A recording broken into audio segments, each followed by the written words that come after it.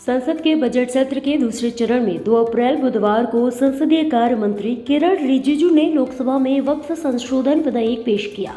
विधेयक पेश होने से पहले आजाद समाज पार्टी के अध्यक्ष चंद्रशेखर आजाद और समाजवादी पार्टी की सांसद डिंपल यादव ने प्रतिक्रिया दी। दूसरी ओर भारतीय जनता पार्टी के सांसदों ने इसके समर्थन में अपनी आवाज उठाई।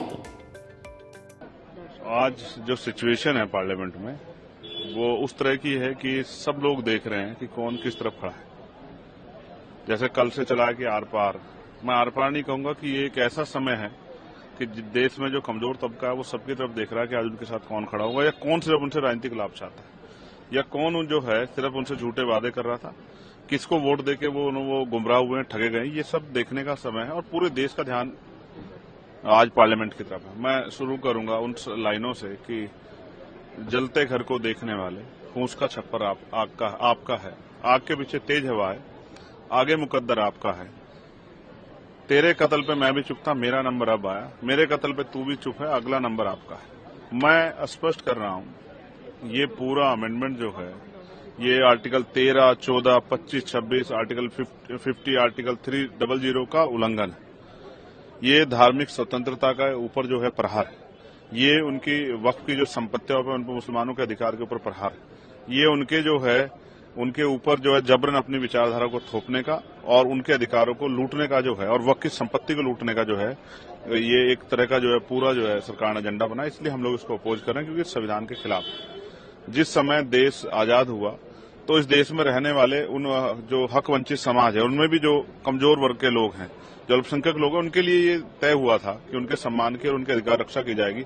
लेकिन आज सरकार उनके अधिकारों को कुचल रही है। इससे पूरे देश में जो है और दुनिया में भी चिंता की तरफ से हमारी तरफ देखा जा रहा है। हम कोशिश करेंगे कि अपनी तरफ से पुरजोर तरीके से इस बिल को इसका विरोध करें और उसका विरोध इतना सख्त दर्ज कराएं कि सरकार को इसको वापस लेना पड़े। लेकिन आप लोग लगातार ये कह रहे हैं कि हम विरोध करेंगे, सरकार ये कह रही है कि आप गलत नैरेटिव आप लोग सेट कर रहे हैं। जितने भी विपक्ष के लोग हैं, ना तो ये संविधान के खिलाफ है, नहीं तो इससे किसी को खतरा है, मुस्लिम समाज को बिल्कुल भी खतरा नहीं है, उनके लिए उनके हित में है।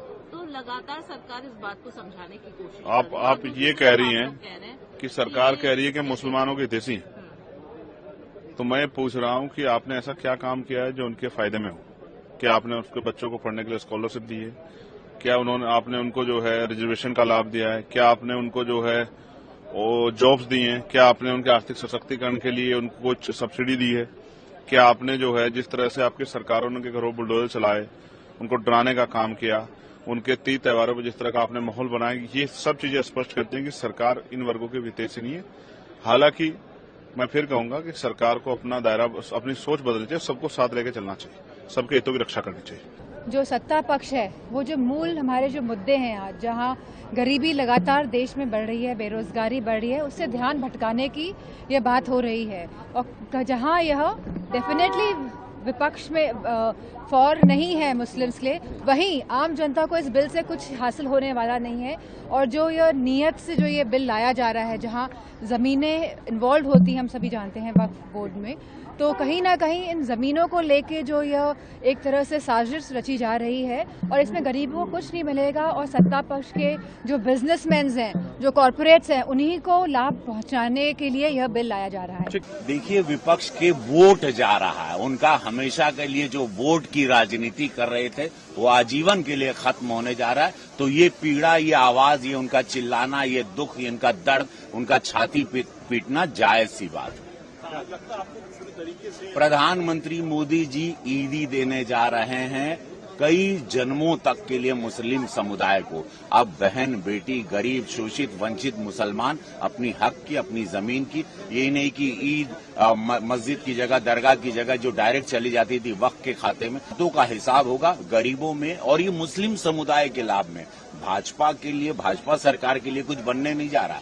ये मुस्लिम समुदाय ही इसका लाभ पाएगा, गरीब, शोषित, वंचित। इसीलिए पीड़ा ये सारे ठेकेदार जो नेता हैं वोट बैंक के, उनको पीड़ा हो रही है। लेकिन ये ईदी है, जान लीजिए, आप मेरी बात याद रखिएगा ऑन रिकॉर्ड, ये गरीब मुस्लिमों के लिए हमेशा के लिए ईदी है। सब लोग कई लाख करोड़ की जमीन अब मुस्लिम गरीबों के लिए, उनकी कॉलोनी बनेगी, उनके स्कूल बनेंगे, कॉलेजेस बनेंगे, उनके जीवन के लिए, उनकी भलाई के लिए होगा। झुग्गी झोपड़ियों में जो रहते हैं, कभी ये समुदाय ने सिर्फ वोट लिया, लेकिन उनके भविष्य के लिए, जीवन के लिए आज तक इस समुदाय के लिए किसी ने नहीं सोचा, सिर्फ मोदी जी सोच रहे हैं।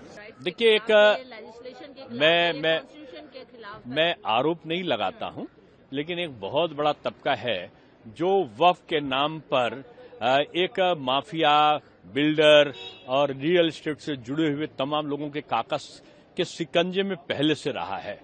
इन लोगों ने गरीबों की, तबके की चिंता नहीं की, बोहरा समाज की चिंता नहीं की, आगा खानी समाज की चिंता नहीं की, तलाकशुदा महिलाओं की चिंता नहीं की, जो मुस्लिम बहनें हैं, जो विधवा मुस्लिम बहनें, उनकी चिंता नहीं की। अब जब वक्फ बोर्ड में इनका सबके उद्धार का प्रावधान हो गया है, तो अब इनको लगता है कि इनका वोट बैंक खिसक जाएगा। ये विपक्ष अफवाह फैलाना बंद करे, ये उन्माद फैलाकर समाज का जो वर्ग विभाजन कराने का सपना देख रहा है, इस राज्य में पूरा होने वाला नहीं है। और मैं समझता हूं जैसे हमारा जो इन्होंने संविधान खतरे में है, आरक्षण खतरे में की अफवाह फैलाई थी, वही अफवाह का सिलसिला इन्होंने वक्फ के बारे में चलाया है। वो जैसे ही अफवाह दूर हुई थी संविधान खतरे में है, लोगों ने छप्पर फाड़कर भाजपा को वोट दिया था। और मैं यही कहूंगा मुस्लिम बंधुओं से कि इनके चक्कर में आने की जरूरत नहीं है।